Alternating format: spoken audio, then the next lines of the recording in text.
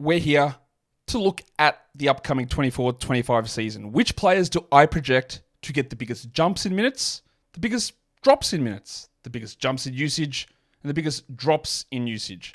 And I'm telling you now, Michael Bolton, he's about staying the same. Thanks, Josh. It's Michael Bolton here, and it's time for another episode of the Locked On Fantasy Basketball Podcast. Let's get to it. Let's get to it, indeed. You are Locked On Fantasy, your daily NBA fantasy podcast. Part of the Locked On Podcast Network, your team every day. Hello and welcome to the Locked On Fantasy Basketball Podcast, brought to you by Basketball Monster. My name is Josh Lloyd, and place your hand in mine, and I'll leave when I want to. I'm also the lead fantasy analyst at basketballmonster.com, and you can find me on Twitter, as always, at redrock_bball, on TikTok at redrock_bball, and on Instagram at Locked On Fantasy Basketball. Today's episode is brought to you by FanDuel. Now, through to September 22nd, all FanDuel customers can bet $5 and get a 3-week free trial of NFL Sunday Ticket from YouTube and YouTube TV. Visit fanduel.com/lockedon to get started. Thank you also for making Locked On Fantasy Basketball your first listen every day. We are free. We are available on all platforms. All right, like I mentioned at the start of the show, I have Basketball Monster is open. Our projections are out. I will tweak them every day. Not every player every day, but little things we go through and we make adjustments to stuff all the time. But with the way that things currently stand at the moment, I dug through all of last year's numbers and this year's numbers, and I want to bring to you the guys that I think are going to have the biggest jumps in minutes, the biggest drops in minutes, the biggest jumps in usage, and the biggest drops in usage. Only focusing on the guys that are sort of important for fantasy. So when we talk about the guys that jump up in minutes and usage, they're players that I think are going to be top 200 guys this year. The guys that are going to fall in minutes and usage, they're players that were top 200 last season. So we can just, we're filtering out the garbage that doesn't mean anything. Why are minutes and usage important? I haven't done that this year, so maybe completely out of nowhere this will prove me wrong, but it hasn't for 5 years in a row. Is that when you're talking fantasy points leagues, even when you're talking category leagues, the most important thing is minutes. The highest correlation to fantasy rank/output is minutes. More minutes, more production. In points leagues, the second thing is usage. The more usage, the more fantasy points. Now, in category leagues, usage has a correlation. It's not quite as high. It is still important. But minutes is the number one thing. Get minutes, you become better at fantasy as a very, very, very strong correlation. This won't all be right, obviously not. There's going to be plenty of things that everyone gets wrong all through the season because we can't foretell many things. Out of nowhere breakouts, out of nowhere defensive improvements, shooting improvements, but more importantly, like if guys get injured. Someone gets injured, someone jumps up into a much larger role, or a trade occurs, and that opens up minutes for somebody to jump into a different situation. But where we currently sit with this at the moment, this is where we've got, like looking at the guys that I think the top 15 minutes risers and fallers and the top 15 usage risers and fallers. We are going to start by taking a look at the top guys who I think are going to they're going to rise in their playing time. The number one, this is in order. I'm not going to tell you the exact numbers that we've got here, but the number one guy that I think is going to rise in his minutes is Christian Braun. He's going to go from a reserve in Denver, and he's probably going to be a starter, whether that's 31 minutes or 27 minutes or whatever. This is a player that I don't think he's going to be a standard league draftable guy, but there is a pretty sizable minutes role coming. So when we're talking probably anything deeper than a standard format, Christian Braun is going to take a step up. I don't think there's much debate about that.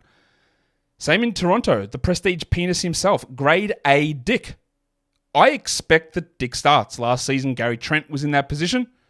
Maybe they go with Bruce Brown. I don't know. I don't think they will. I think Dick will start, and I think he'll get a crack at being not the number one minutes guy, but in that position, he'll be the player getting 30 minutes. They will want to show us more of what Dick can do. I think that he's going to be ready for it. I think he's going to be primed. And I think we see that now. Is he going to be a useful enough fantasy guy for most leagues? Probably not. You take a flyer on him as a 3-point streamer in a category league.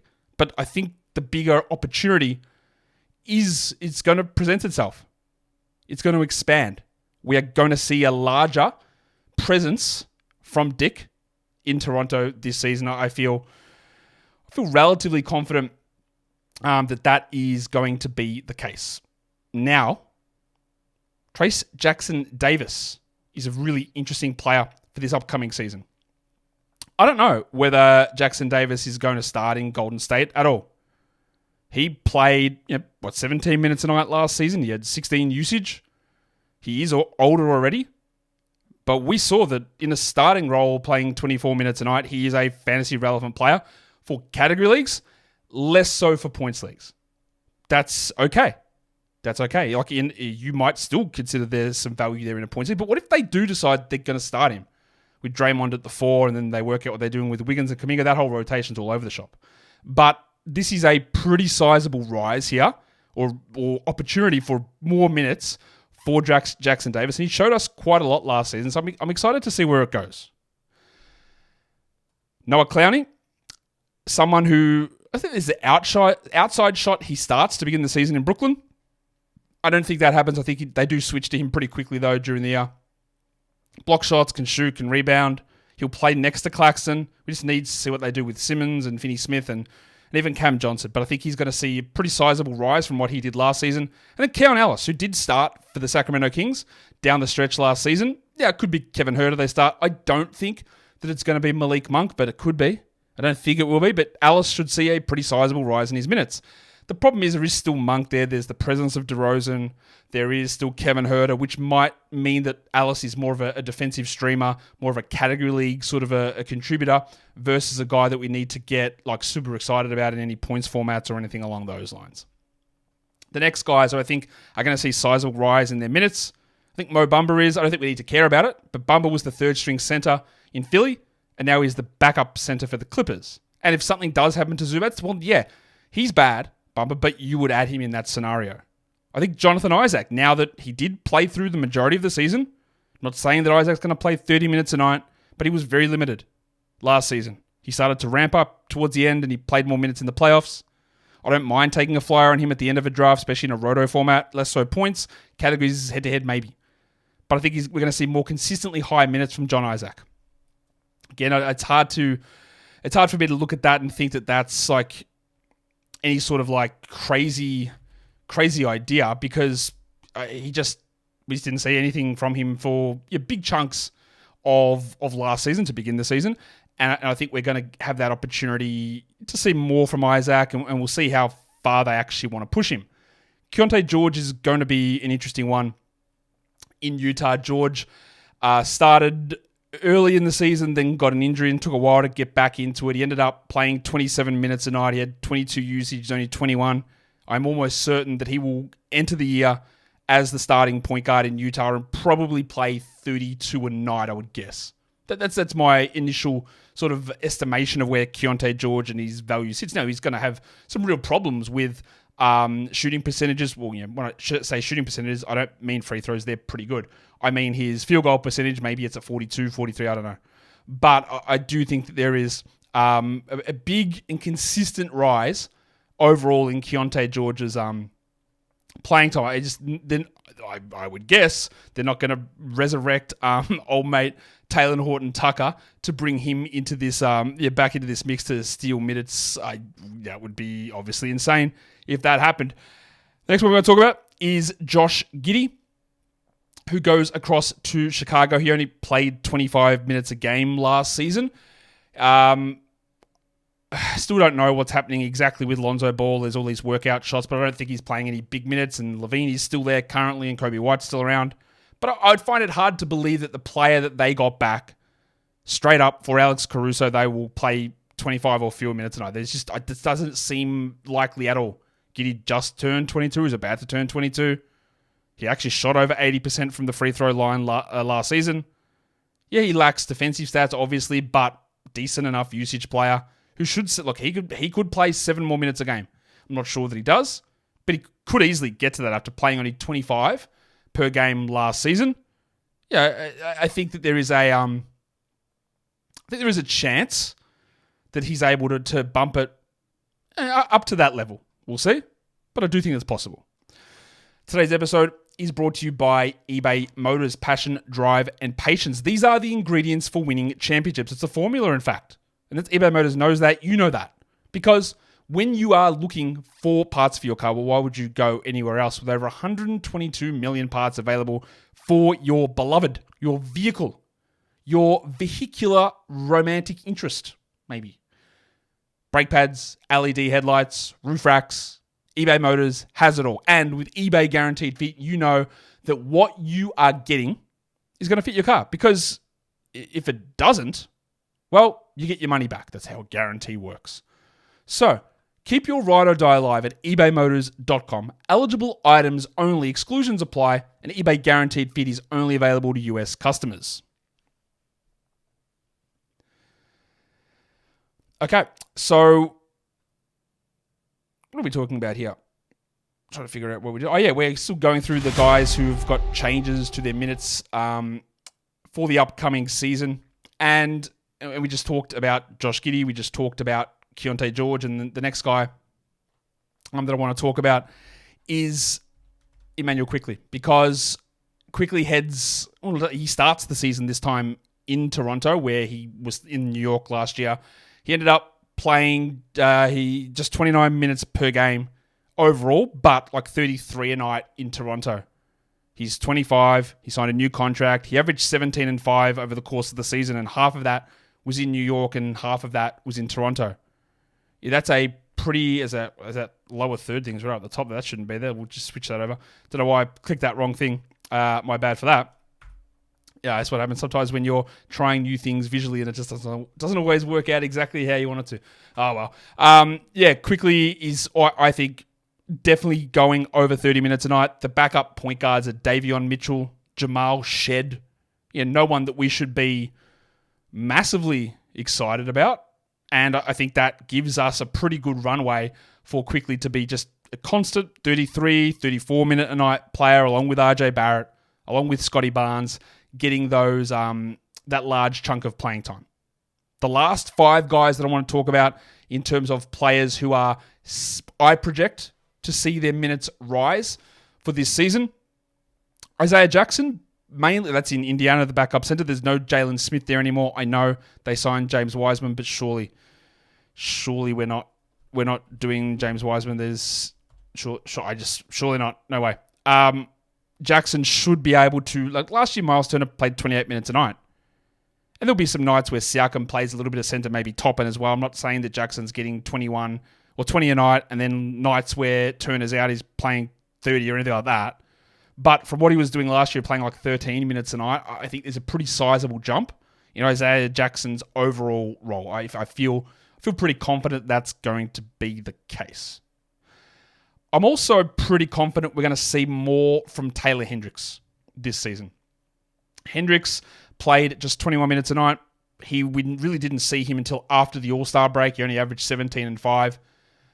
They could still maybe not start him. There's Lauri Markkanen, obviously, who's going to start. And there's John Collins, there's Walker Kessler. Do they go Markkanen, Collins, Kessler? Or do they go Markkanen, Hendricks, Kessler? Or Markkanen, Hendricks, Collins, which is what they went down the stretch last season. Whatever it is, I feel pretty good about Hendricks averaging more than 21 minutes a night. He's definitely a late sort of flyer player in both points and category leagues. He had a terrible summer league, but he flashed a little bit of stuff in the 30 minutes that he played per game at the end of last season. And I do think there is significant room for growth for him in year 2 of his NBA career. If we have a look at the next bunch of guys, Delon Wright, I think he's going to see more minutes. He was bouncing all over the place in Washington. And then he ended up in, where did he actually end up after Washington last season? Miami. He was in Miami and he had a few pretty good games. And now he goes to Milwaukee to replace Patrick Beverley. And if you remember last season, Patrick Beverley ended up starting games for the Bucks. I'm not saying that Delon's going to do that. Gary Trent's in that position, but I could argue no one will argue against me. Delon Wright is a better defender than Patrick Beverley without literally any question whatsoever. And he's had some moments of being able to shoot at times. So he's not someone that we draft or anything along those lines, Delon Wright. But There is just an extra opportunity there for him. Same with Andy Nembhard. Now, Andrew Nembhard started in place of Tyrese Halliburton during the season. I wouldn't say that was particularly strong. But in the playoffs, yeah, it worked out really well. He only played 25 minutes a night with 16 usage last season. I think that he has the starting shooting guard job locked down. The usage won't be super strong with Halliburton and Siakam there, but we saw him grow into a larger role as the playoffs rolled on. He's shown an ability to ramp up at times. Also remembering, in the regular season last year, he didn't ramp up when Halliburton was out. We didn't see what we saw from him in the playoffs all that much, which is okay. Sometimes that happens. But there is a big opportunity for Nembhard to see more than those 25 minutes. And in fact, he should be, I would guess, 29, 32, possible. Is he draftable? Again, I'm not sure when he's not running the show where all the numbers come from, which is limited upside. But these are guys who should see a more secure and more stable role as we move forward. And the other guy, the last one I want to talk about in terms of guys whose minutes I think are going to increase, we've got to go to James Christian Middleton in Milwaukee because he played 27 minutes a night last season, Middleton. And yes, he's coming off bilateral ankle surgery. I don't believe it was anything reconstructive, more of a cleanup type scenario just to help it out, which is fine. And I think you'd be totally okay to begin the year. And if he is totally fine to begin the year, I don't think that Middleton's playing 27 minutes a night. He might not play 35, but 32, 33. He's currently ranked at like 150 on Yahoo, which is the biggest steal of all time. And if he sits there in any draft, you would absolutely take him. You're never touching him in the 50s or 60s, obviously. 90s, 100s, of course. I think we are going to, again, injuries can ruin this at any point. But I would be pretty surprised if Middleton stays only there at those 27 minutes. That would be a shock to me. On the flip side of all of this, who are the guys that I think are going to drop the most? These are players who are all top 200 guys last season who I think are going to fall the most in terms of minutes. And the number one guy on this list to me is Isaiah Stewart, because Stewart was a starter in Detroit for, I don't know, some sort of reason. They're not going to do that anymore. That is done. I'm hoping that is just completely cooked. He is a backup, and you might even argue not even the backup 4. He's just the backup 5. So he's just not going to play those minutes. Surely not. Surely, please, for the love of God. Surely not. I think he's going to drop quite a bit. As much as it was great to see the NBA's youngest player, Greg Jackson Jr., Bishop II, GG, put up big numbers last season. He played 26 minutes a night. He had a 23 usage, averaged 15 points. He's obviously not ready for a big role on a good team, and this is a good team, and he's not going to have that opportunity. He will be like the 9th man maybe in the rotation. There's so many players coming back now in Memphis that he's just not going to have that opportunity. So those numbers that we saw from GG last season, they just really have a very, very limited chance, I think, of being able to replicate. I got Spencer Dinwiddie on this list. He started last season as a starter, right? And then was in Brooklyn and ended up in Toronto.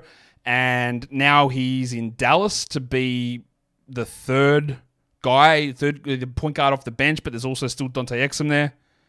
There's Jaden Hardy in that position. Like, he's just not going to touch starting minutes. And much like with GG, Santi Aldama had to start big chunks of last season in Memphis, and he won't.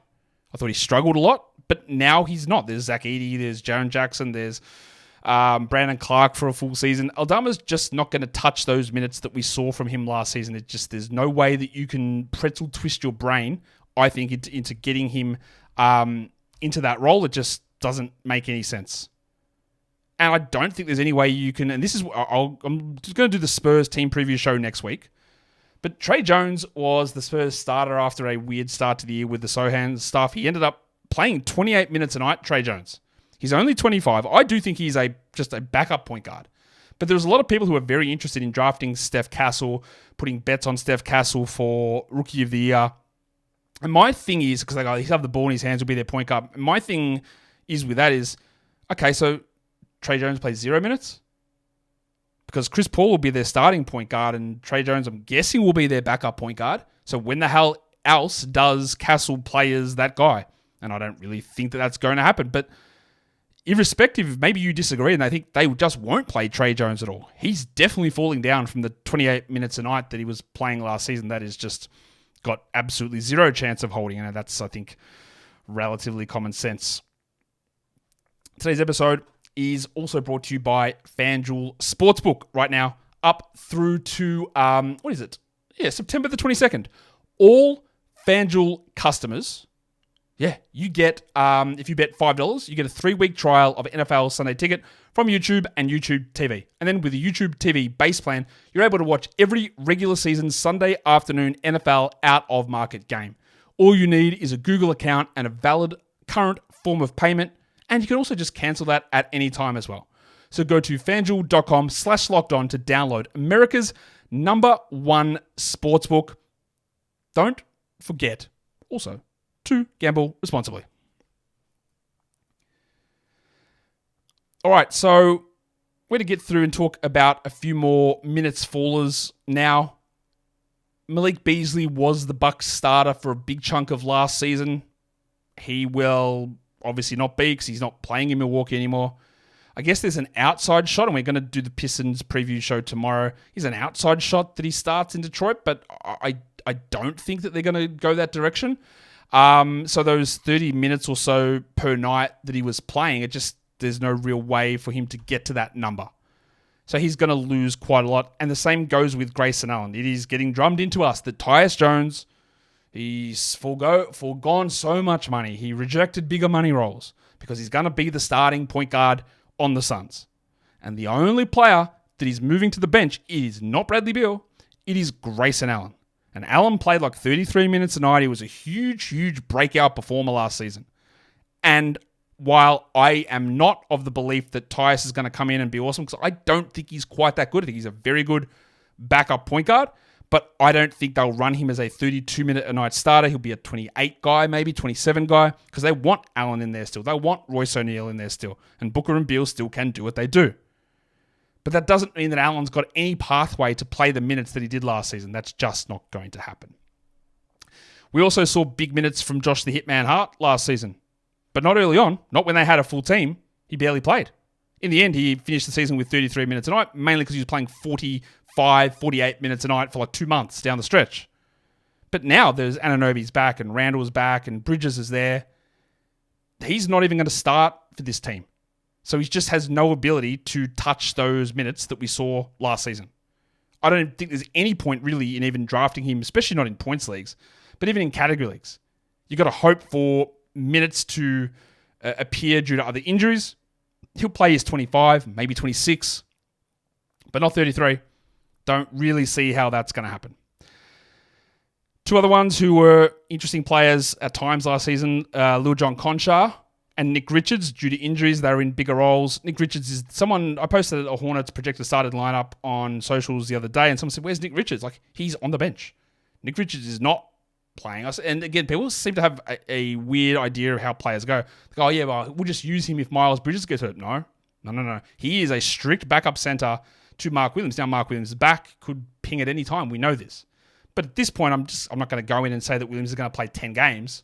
I expect him to play a decent chunk of the year. So Richards' minutes are pretty obviously, I would have thought, going to fall away. The final 5 guys that I've got here in terms of players who I think we're going to see lower minutes for the upcoming season. Duncan Robinson found himself in a larger role than we anticipated last season, but now we do get a full year of Terry Rozier, a theoretical healthy season from Jimmy Butler and Tyler Hero. Jaime Jaquez is still there. I don't really see how, because we saw that with Duncan as well, is that when players were out, he was playing 28 minutes a night and being relatively useful. And then we saw when players came back, he'd played 22 or 23. And I think that's going to be the same thing. Cody Martin literally might not even be in the rotation for the Hornets. Depends on what they want to do with guys like Nick Smith and Tijan Salin. He was playing a pretty solid role last season. He just won't do that now. Another Memphis guy, Luke Kennard, the Duck, started games, started a point guard. Too many guys returning. They're just not going to have... He'll play his 20. He won't play like 27 or anything like that. Zach Collins started last season in San Antonio as the starting center next to Victor Wembanyama. He moved to the bench. He got hurt. And now he is strictly a backup. As I knocked something on my desk, he is strictly a backup 5. There's just a big drop in his minutes. And staying in San Antonio The horse, Keldon Johnson. He played somehow 30 minutes a night last season. Not only do we get more minutes from Victor Wembanyama, but we get the addition of the pencil Harrison Barnes, and I don't actually have my soundboard brought up. I'm going to go and pause it, and I can't now because his graphics running. Anyway, Harrison Barnes, pencil, I'll do it later. He's there too. Chris Paul, Steph Castle. There's no way, and we already know that they are sour on Keldon Johnson. He played 30 minutes a night last season. I don't think he touches that number. You know that I don't think he's very good. I'm pretty sure that so far I've come out correct on that.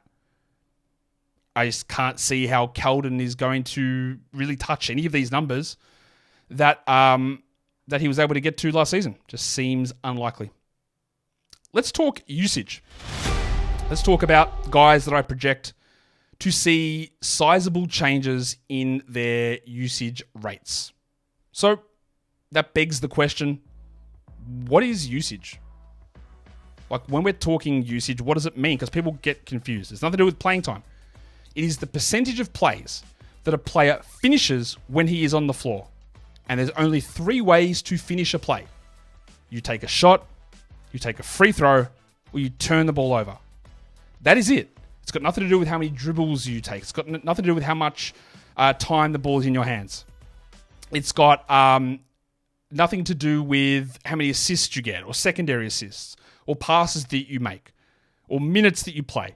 It's a percentage of the possessions that you finish through a field goal attempt, a free throw attempt, or a turnover. And like I said, in fantasy points leagues, more usage means more fantasy points. In category leagues, it's not quite as clear cut because of the more importance of percentage categories and defensive stats, but it still has an impact. More generally, if you're going to debate between 2 players, take the guy that you think is going to be the higher usage guy. Not saying you're not going to go wrong on that, but it's a pretty decent way to go about it. So who are the top 15 players that I think are going to rise in terms of their usage for the season?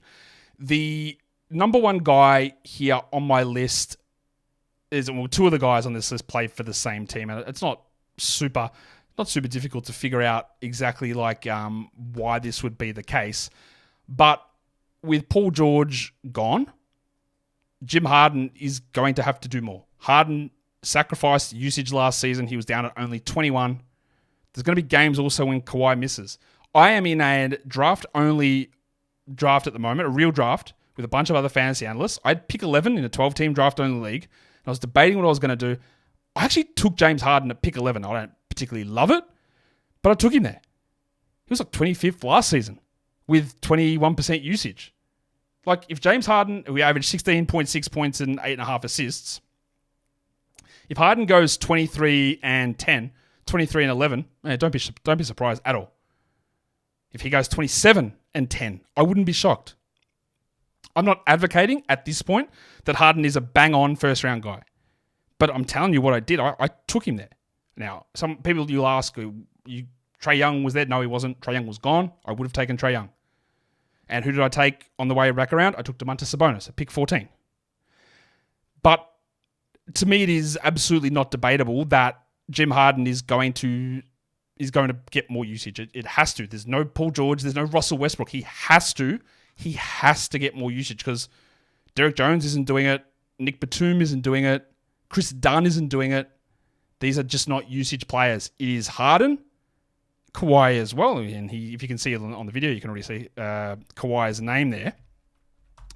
But yeah, Harden's the one that I'm interested in. And I'm also interested in Isaiah Hartenstein in Oklahoma City. I don't know whether he's going to start, but he only played 25 minutes a game last season. But as we know, when you play for Tom Thibodeau as a center, for some reason, you do not get usage. 12 usage for Hartenstein. I'm not saying that he's going to be a 20 usage guy. Back in the day with the Clippers, I think he was 17 or 18. No reason he can't get to that. Mark Daigneault will use players to their absolute strength. And one of Hartenstein's strengths is being a passer, a guy that can shoot a little bit mid-range and can finish pretty well. He will get more usage. So even if he plays only 25 minutes, the same as Hartenstein played with the Knicks last season, I expect that his fantasy value rises, better categories than points, but he is going to see more usage, which does help us from a points league perspective as well. Again, usage, minutes, the two biggest things that you want to focus on when talking points leagues. We saw Jalen Johnson break out last season. DeJounte Murray is no longer in Atlanta. Bogdanovic might get some shots. Bufkin is there. Zach Ricochet is there. But Johnson, who had 19 usage last season, he should push 23, 24, 25. I don't know. Something along those lines. I think we get a pretty sizable leap from Jalen Johnson. Now, it's annoying that he sprained his ankle 3 times at the end of last season. That really was a frustrating thing. But I don't really see how we can debate that Jalen is going to get more usage. Now, we've got to be careful that doesn't overinflate his fantasy value.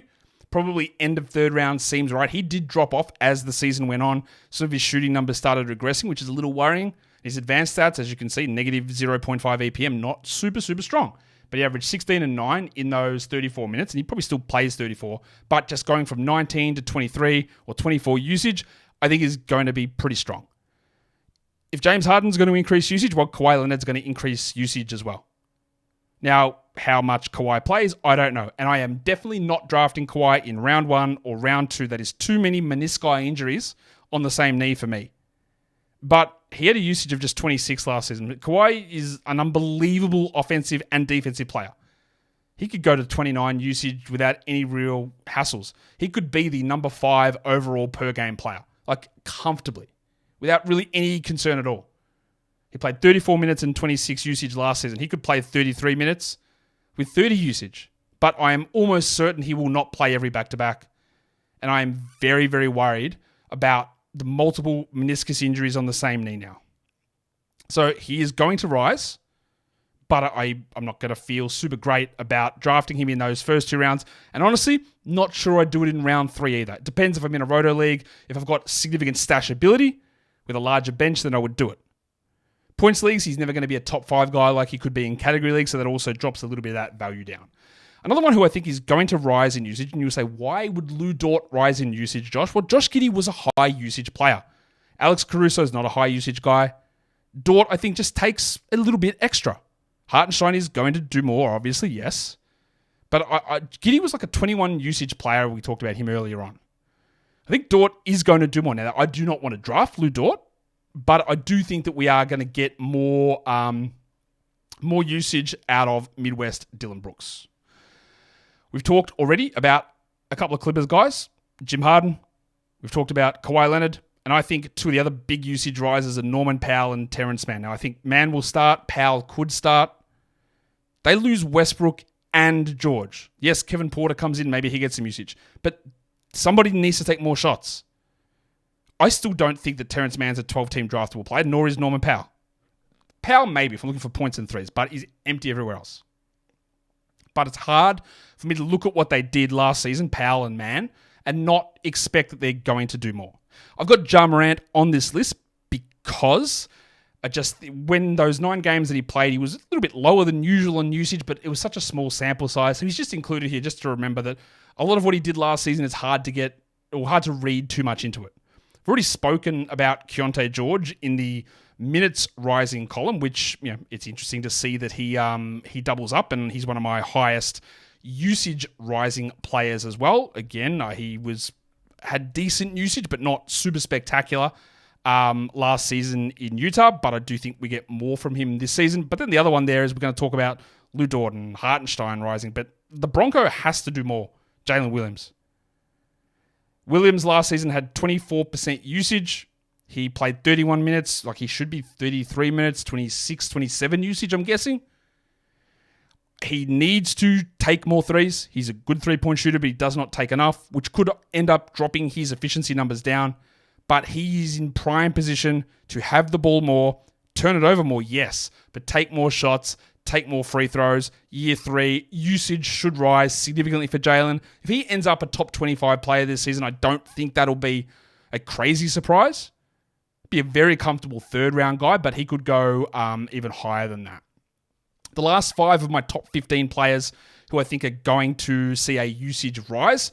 Dyson Daniels, I think he's pretty likely to start in Atlanta. It could be Bogdanovic, it could be Bufkin, but I think Daniels will start. And while he's not going to be a big usage player, he's going to see more of it.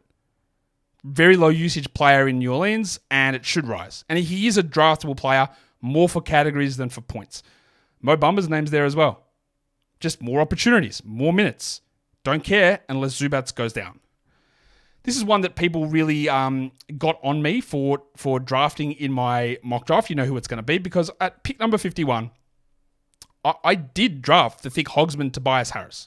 Now, I have been very critical of Tobias Harris. He sucked at the end of last season. But also, I think he was 65th per game last season. If you want to use straight 9-cat ranks, he was 46th. He goes to a situation where instead of being the third offensive guy, he's the number 2 offensive guy in Detroit. He had just 21 usage. He will go to 24, I'm guessing. Maybe 26. And while you probably don't, you almost definitely don't need to draft Tobias Harris at 51 like I did, I specifically said at that point, I am making a point of showing you where I think value for Tobias can get to. That is not about the complete strategy of like, I'm just going to wait and let this guy fall 3 rounds and grab him, because every draft room is different. It wouldn't have happened in this draft anyway. He would have gone in that round without any question, right? But Harris had 21 usage last season in Philadelphia with Joel Embiid and Tyrese Maxey around. And in Detroit, like, he's going to start. He's going to play good minutes. He's 32. And maybe he is actually completely washed. That's definitely possible. But I don't think he's coming in as an average usage player at 21. That just doesn't seem right to me. I think Peyton Pritchard's also in a decent spot to see more usage, largely because of the absence of Kristaps Porzingis. Somebody is going to need to take more shots early on. And out of the guys that get more minutes, whether it's Hauser and Cater and Tillman and these guys, Pritchard's the guy who's got more of an ability to ramp up his shooting numbers. Golden State is a team, we've talked about that already with Trace Jackson Davis, with like just, I don't know how anything is going to work. But Andy Wiggins had just 21 usage last season. And with Klay Thompson gone, they need a number 2. Now, I think the number 2 is going to be John Kuminga in terms of usage hierarchy. But Wiggins could very easily just go to 24 usage here. And even in that analyst mock draft we did last week, and I was going to take Wiggins, and I said that very clearly. I think Wiggins is probably the right pick here, but I want to illustrate the idea of taking Drummond. He went undrafted.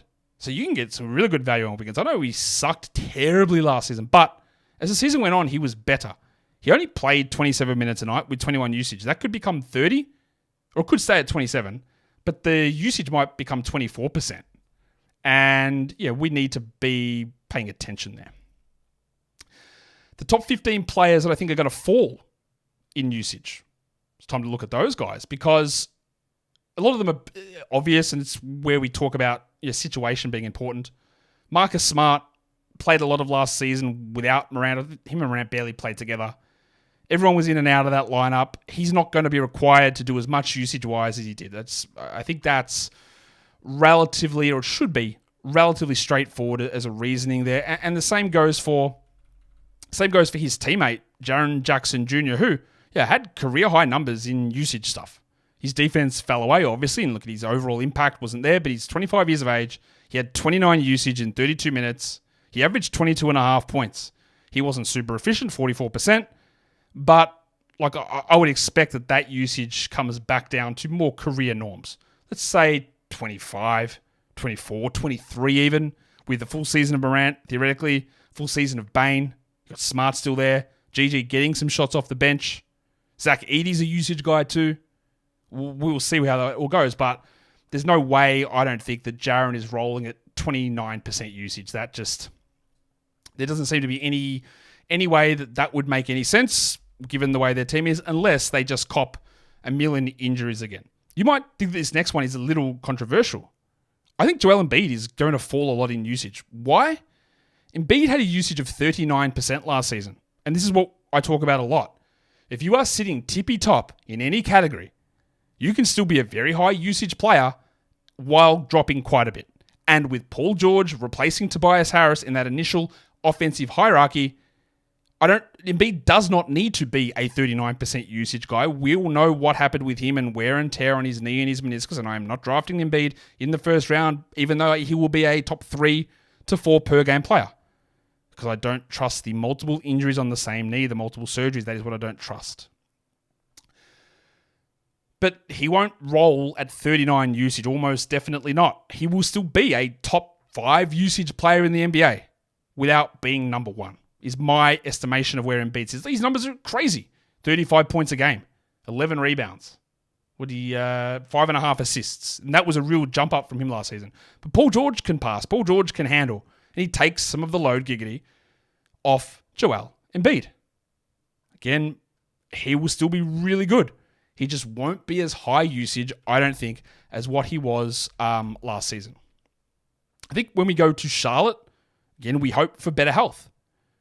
Miles Bridges had a really big usage. He played a ton of minutes under Steve Clifford, 37 minutes. And he had 26 usage. He had 21 points and 7 rebounds. His efficiency suffered a lot.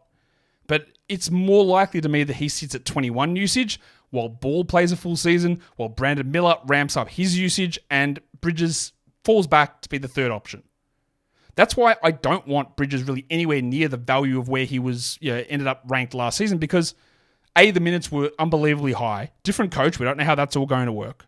And he's just not going to be that guy who, for most of last season, was the number 1 usage player.